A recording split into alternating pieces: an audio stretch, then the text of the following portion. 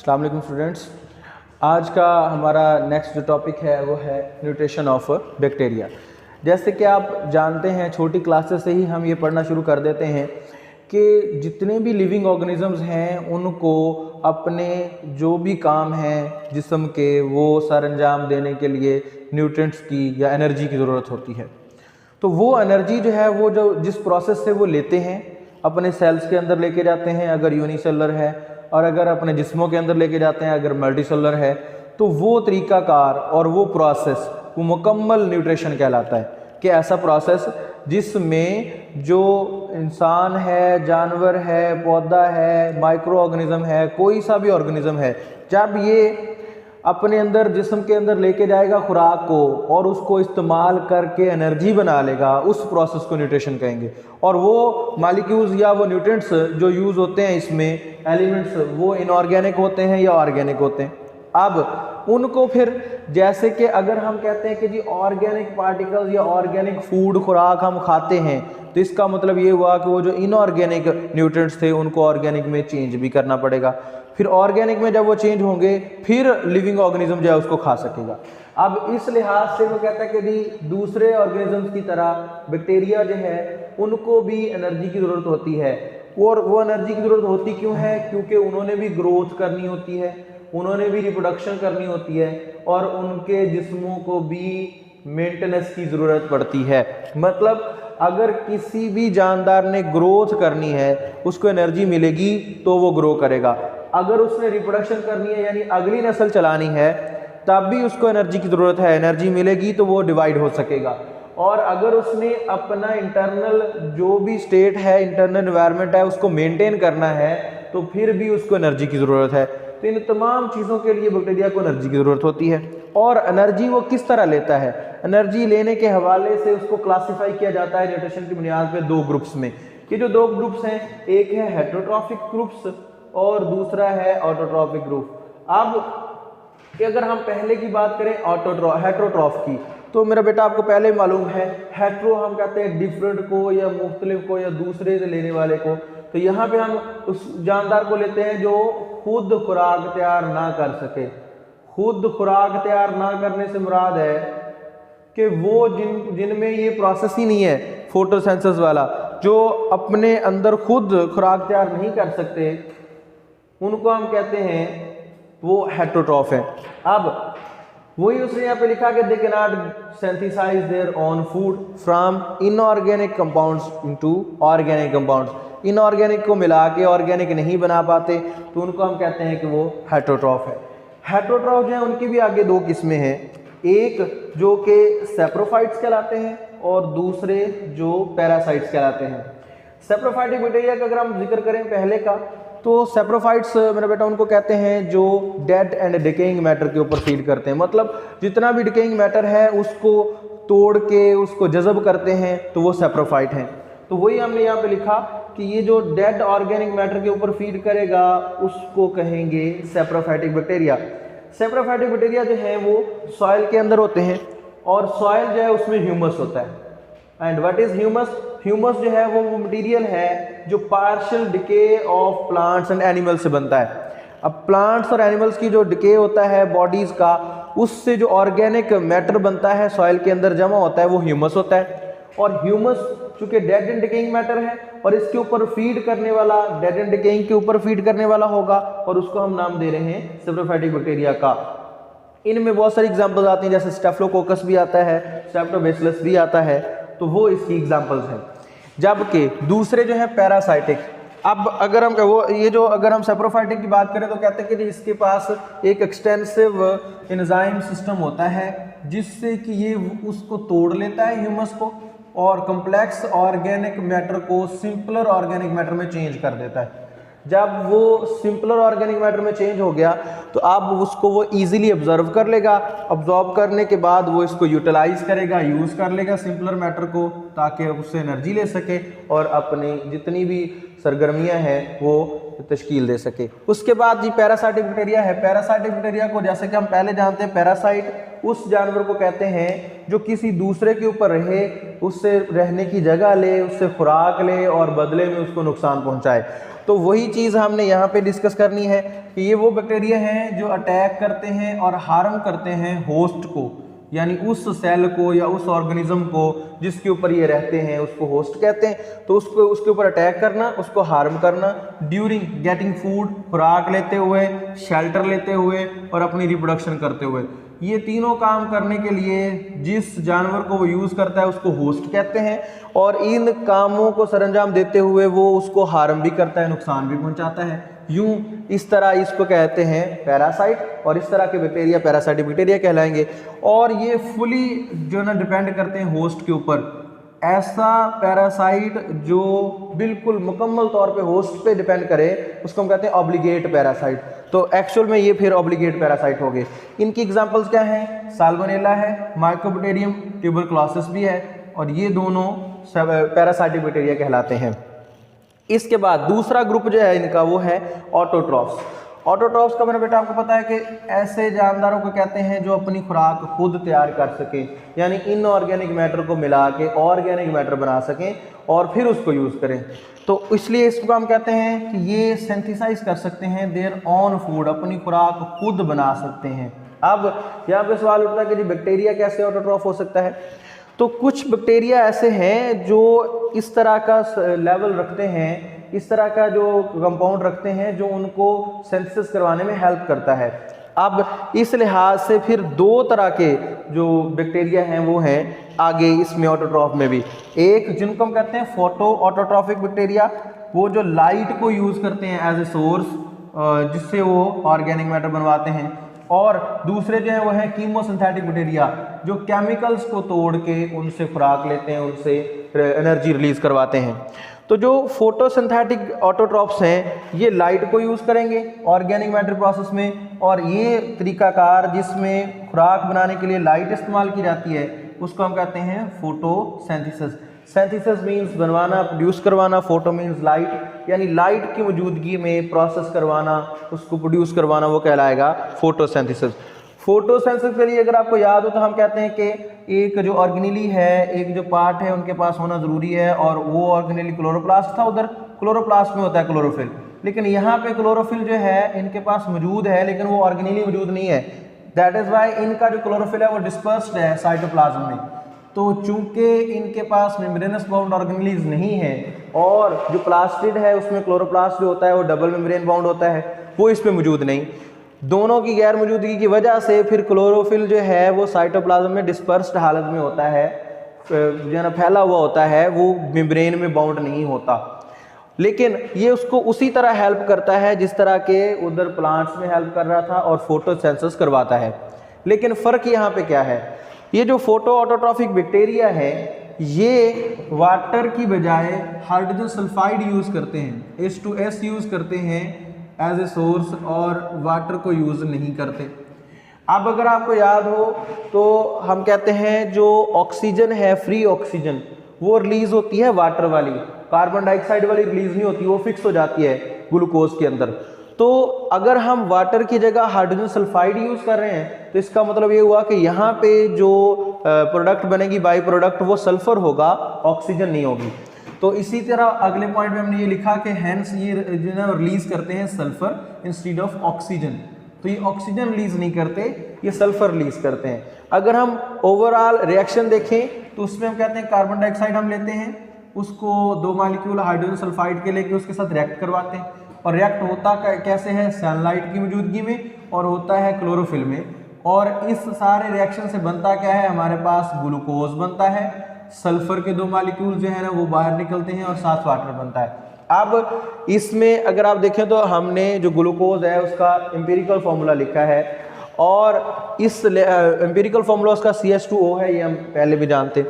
तो इस तरह यहाँ से वो हाइड्रोजन सल्फाइड को यूज़ करके कार्बन डाइऑक्साइड के साथ ग्लूकोज बनवाता है, और सल्फर रिलीज होता है इंस्टेड ऑफ ऑक्सीजन।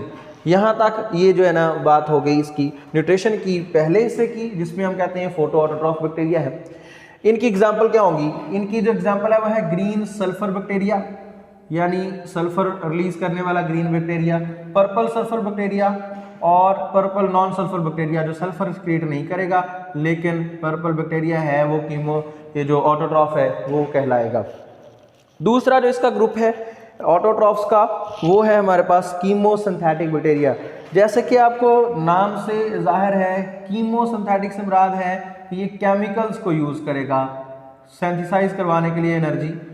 अब कीमोसिंथेटिक बैक्टीरिया वो बैक्टीरिया हैं जो ऑक्सीडाइज करते हैं इनऑर्गेनिक कंपाउंड्स को, और इनऑर्गेनिक कंपाउंड्स में कौन कौन से आ गए, जैसे कि अमोनिया है, नाइट्राइट है, नाइट्रेट है, और सल्फर हो गया या आयरन हो गया। इन सब को ऑक्सीडाइज करवाते हैं, इनको तोड़ते हैं, और इस तरह इनको तोड़ने से इसके रिजल्ट में एनर्जी जो है वो रिलीज हो जाती है। वो जो एनर्जी रिलीज होती है वो सिंथेटिक रिएक्शंस के लिए वो यूज़ कर लेता है। यूं इनको हम कहेंगे कीमोसिंथेटिक बैक्टीरिया जो केमिकल्स यूज करके एनर्जी रिलीज करवाते हैं और उस एनर्जी को सिंथेटिक रिएक्शंस में यूज कर लेते हैं। That is why they are called chemosynthetic bacteria. Chemosynthetic bacteria जो है वो नाइट्रीफाइंग बैक्टीरिया है और डीनाइट्रीफाइंग बैक्टीरिया है। ये नाइट्रोजन को तोड़ते हैं और उससे एनर्जी रिलीज होती है और वो ये यूज कर लेते हैं। यहाँ तक जी बात होगी हमारे पास न्यूट्रिशन ऑफ बैक्टीरिया की। रिवाइज कर देता हूँ कि न्यूट्रिशन ऑफ बैक्टीरिया में हमने कहा कि बैक्टीरिया को भी न्यूट्रिशन की ज़रूरत है ग्रोथ के लिए, रिप्रोडक्शन के लिए, मेंटेनेंस के लिए। और ग्रोथ के लिहाज दूसरा न्यूट्रिशन के लिहाज से इसके दो ग्रुप हैं, हेटेरोट्रॉफ्स एंड ऑटोट्रॉफ्स। हेटेरोट्रॉफ्स जो है उसमें हमने कहा जी ये दो तरह के हो सकते हैं, सेप्रोफाइटिक या पैरासाइट। सेप्रोफाइट बैक्टीरिया वो हैं जो डेड ऑर्गेनिक मैटर को खाते हैं, उसको तोड़ फोड़ करके जज़ब करते हैं, और वो जो डेड ऑर्गेनिक मैटर है वो सॉइल में पाया जाता है एज ए ह्यूमस। ह्यूमस क्या है? Partial decaying of plant and animal से बनने वाला जो मटेरियल है या मैटर है वो ह्यूमस है। ह्यूमस तोड़ते कैसे हैं ये? इनके पास एक एक्सटेंसिव एंजाइम सिस्टम होता है जो इसको ह्यूमस को तोड़ने में हेल्प करता है। जब ह्यूमस कम्प्लेक्स ऑर्गेनिक मैटर से सिंपलर में टूट जाता है तो वो इसको इजीली ऑब्जर्व कर लेते हैं और फिर उसको यूज़ करते हैं, यूटिलाइज करते हैं एज एन एनर्जी। फिर इसके बाद दूसरा जो इसका हिस्सा है हेटेरोट्रॉफ्स का वो है पैरासाइटिक बैक्टीरिया। पैरासाइटिक बैक्टीरिया में हमने कहा कि पैरासाइट वो होता है जो दूसरे से रहने की जगह ले, खुराक ले और उसी के अंदर रिप्रोड्यूस करे और इस दौरान में उसको हार्म भी करे। तो ये भी यही काम करते हैं और ये फुली डेवलप करते हैं होस्ट के ऊपर, इसलिए ये ऑब्लिगेट पैरासाइट भी कहलाएंगे। इनकी एग्जांपल है साल्मोनेला एंड माइकोबैक्टीरियम, एक हिस्सा। दूसरे हिस्से में हमने कहा कि ये ऑटोट्रॉफ भी होते हैं, ऑटोट्रॉफिक बैक्टीरिया भी हैं। ऑटोट्रॉफिक बैक्टीरिया वो हैं जो अपनी खुराक खुद तैयार कर सकते हैं। इनमें दो ग्रुप्स और हैं, पहला ग्रुप है फोटोसिंथेटिक ऑटोट्रॉफ्स का और दूसरा कीमोसिंथेटिक बैक्टीरिया का। जो फोटोसिंथेटिक ऑटोट्रॉफ्स हैं इनके नाम से जैसे ज़ाहिर है ये फोटो यानी लाइट को इस्तेमाल करके तो एक प्रोसेस करते हैं, और लाइट से होने वाला जो प्रोसेस है एनर्जी बनाने वाला उसको हम कहते हैं फोटोसिंथेसिस। और फोटोसिंथेसिस के लिए फिर क्लोरोफिल पिगमेंट का होना ज़रूरी है जो लाइट को ऑब्जर्व करता है। तो इनमें क्लोरोफिल होता तो है लेकिन ये क्लोरोफिल जो है वो प्लांट की निस्बत डिफरेंट होता है। चूँकि आपकी क्लास में इसको ज़्यादा डिटेल में डिस्कस नहीं किया गया वरना इसका डिफरेंस भी हम डिस्कस करते, बस ये ज़हन में रखिएगा कि इनका क्लोरोफिल जो है वो प्लांट के क्लोरोफिल से डिफरेंट होता है। फिर इनका क्लोरोफिल जो है वो किसी भी मेम्ब्रेनस बाउंड ऑर्गेनेली में पैक नहीं होता, जैसे प्लांट में पैक होता है प्लास्टिड में, क्लोरोप्लास्ट के अंदर। तो इसमें मेम्ब्रेनस बाउंड ऑर्गेनेली के अंदर वो नहीं लिपटा हुआ होता बल्कि डिस्पर्स्ड फॉर्म में होता है, फैला हुआ होता है साइटोप्लाज्म के अंदर। दूसरी बात जो याद रखने वाली इसमें फोटोसिंथेटिक ऑटोट्रॉफ में है वो ये कि ये H2S यानी हाइड्रोजन सल्फाइड इस्तेमाल करते हैं इंस्टेड ऑफ वाटर। और जब वो वाटर यूज़ नहीं कर रहे तो वाटर के साथ पड़ी हुई थी ऑक्सीजन जो फ्री स्टेट में उसके साथ एज ए बाई प्रोडक्ट आती थी। जब वाटर यूज़ नहीं हो रहा तो फिर ऑक्सीजन रिलीज नहीं होगी, फिर ऑक्सीजन की जगह सल्फर रिलीज होगा जो यहाँ पे इसके साथ लगा हुआ है, ये एज ए बाई प्रोडक्ट वो रिलीज करेंगे। फिर हमने रिएक्शन देखा कि कार्बन डाइऑक्साइड, हाइड्रोजन सल्फाइड और सनलाइट तीनों मिलके क्लोरोफिल के अंदर ग्लूकोज में, सल्फर में और वाटर में चेंज हो जाते हैं। इनकी फोटो ऑटोट्रॉफ्स की एग्जांपल्स में green sulphur bacteria, purple sulphur bacteria, purple non sulphur bacteria वगैरह आते हैं। फिर हमने बात की ऑटोट्रॉफ्स के अंदर उसके दूसरे ग्रुप यानी कीमोसिंथेटिक बैक्टीरिया की। ऐसे बैक्टीरिया जो केमिकल्स को यूज़ करते हैं एनर्जी बनाने के लिए उनको हम कहते हैं कीमोसिंथेटिक बैक्टीरिया। वो बैक्टीरिया ऑक्सीडाइज करते हैं इनऑर्गेनिक जो कंपाउंड्स हैं उनको। इनऑर्गेनिक कंपाउंड कौन कौन से? अमोनिया हो गया, नाइट्रेट हो गया, नाइट्राइट हो गए, सल्फर हो गया और आयरन हो गया, इन सब को वो तोड़ते हैं, इनको ऑक्सीडाइज करते हैं और ऑक्सीडाइज करने से एनर्जी रिलीज होती है। वो एनर्जी जो है वो ये खुद अपनी सिंथेटिक रिएक्शंस के लिए इस्तेमाल कर लेते हैं। इनकी एग्जांपल है नाइट्रीफाइंग बैक्टीरिया और डीनाइट्रीफाइंग बैक्टीरिया। ये नाइट्रोजन फिक्सेशन और नाइट्रोजन को वापस एटमॉस्फेयर में भेजते हैं और उस दौरान में एनर्जी निकलती है, वो ये खुद यूज़ कर लेते हैं। इसके बाद आखिरी बात जो आज हमने डिस्कस करनी, छोटा सा अगला टॉपिक, वो है रिस्पायरेशन इन बैक्टीरिया। ये एमसीक्यूज के लिए ज़्यादा इंपॉर्टेंट है कि इसमें से एमसीक्यूज में पूछा जाता है कि कौन सा बैक्टीरिया किस ग्रुप से ताल्लुक़ रखता है रिस्पायरेशन के हिसाब से। तो रिस्पायरेशन की मोड के हवाले से on the base of mode of respiration हम इनको 4 ग्रुप्स में चेंज कर जो है ना वो डिवाइड करते हैं बैक्टीरिया को।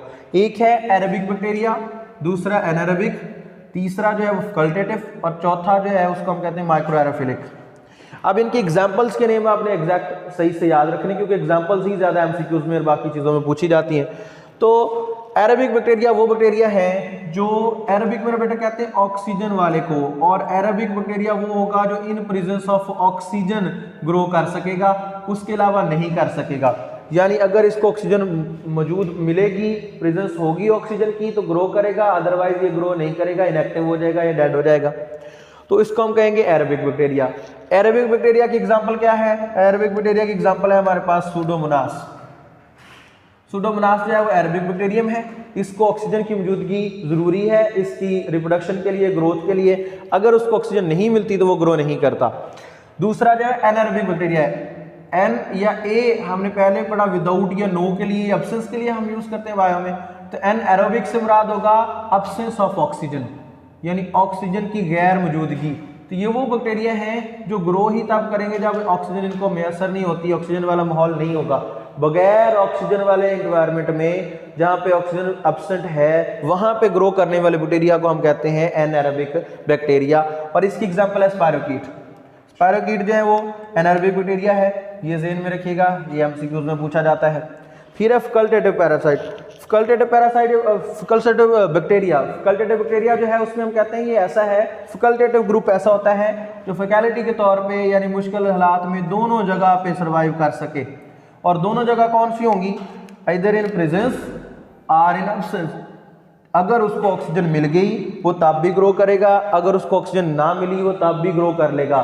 तो इस तरह का बैक्टीरिया जो फैकल्टेटिव सिचुएशंस में ग्रो कर सकता है, मतलब प्रेजेंस में भी और एब्सेंस में भी ऑक्सीजन की, उसको हम कहते हैं फैकल्टेटिव बैक्टीरिया। फैकल्टेटिव बैक्टीरिया जो है उसकी एग्जांपल है इकोलाई, इसको हम कहते हैं एस्क्रिशिया कोलाई, जो कोलोन में रहता है। वो फैकल्टेटिव बैक्टीरिया है, उसको ऑक्सीजन मिले तब भी ग्रो कर लेगा, ना मिलेगी तब भी ग्रो कर लेगा।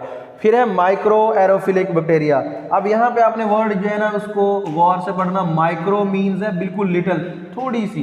एरो यहाँ से हम ले रहे हैं ऑक्सीजन के लिए, फिलिक यूज के लिए हाल होने वाला या किसी के अंदर चला जाने वाला बैक्टीरिया। बैक्टीरिया ऐसा जिसमें सिर्फ थोड़ी सी लो कंसंट्रेशन ऑफ ऑक्सीजन चाहिए उसको ग्रो करने के लिए, तो उसको हम कहेंगे माइक्रो एरोफिलिक बैक्टीरिया। और इसकी एग्जांपल है कंपाइलोबैक्टर। तो कंपाइलोबैक्टर वो बैक्टीरियम है जिसको बिल्कुल लो कंसंट्रेशन में ऑक्सीजन चाहिए अपनी ग्रोथ के लिए, अपनी डेवलपमेंट के लिए, अपने ग्रो होने के लिए। तो इस लिहाज से ये 4 ग्रुप हो गए बैक्टीरिया के रिस्पायरेशन के लिहाज से। एरोबिक जो सिर्फ प्रेजेंस ऑफ ऑक्सीजन में ग्रो कर सकते हैं, उनकी एग्जांपल है सूडोमोनास। दूसरा एनारोबिक बैक्टीरिया जो एब्सेंस ऑफ ऑक्सीजन में ग्रो कर सकते हैं और उनकी एग्जांपल है स्पायरोकीट। तीसरा फैकल्टेटिव बैक्टीरिया है जो प्रेजेंस या एब्सेंस दोनों में यानी फैकल्टेटिव एनवायरनमेंट में सर्वाइव कर सकता है, उसमें उसकी एग्जांपल है इकोलाई। और लास्ट ग्रुप जो है वो है micro aerophilic bacteria. Micro means बिल्कुल लिटिल सा, थोड़ा सा। तो इसका मतलब ये हुआ कि ये बैक्टीरिया बिल्कुल लो कंसंट्रेशन इनको चाहिए होती है ऑक्सीजन की ग्रो करने के लिए, डेवलप करने के लिए, और इनकी एग्जांपल है कंपाइलोबैक्टर। शुक्रिया।